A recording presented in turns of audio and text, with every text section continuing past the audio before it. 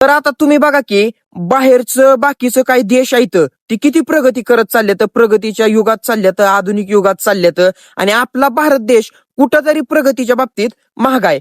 त्याचं कारण मेन काय माहितीये का? तरुण पोरांना दिला जाणारा मान. आता बघा की बाहेरच्या देशात तरुणांना लय मान आहे. तिथं तरुणांच्या डोक्याने सगळं बाहेरचं देश चालतात.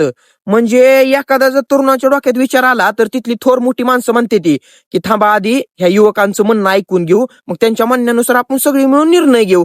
त्याच्यामुळे ती बाहेरचं देश प्रगती करतात.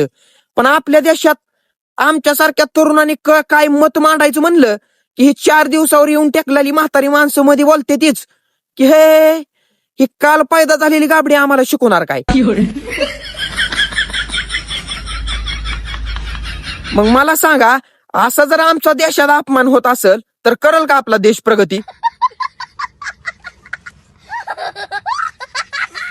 आणि त्या बी ती थोर मोठ्या माणसानं आपल्या देशातल्या मला सांगायचंय, तुम्ही म्हणताव ना ही काल पैदा झालेली आम्हाला शिकवते ती का? बरं जाऊ दे, त्यांचा विषय सोडा. तुमची आखी जवानी गेली, आता आज उद्यावर येऊन ठेपलाव, दात सुद्धा तुमच्या थोबाडातला आता तोंडात राहिला नग म्हणायला लागले, तर तुम्ही काय दिवा लावला?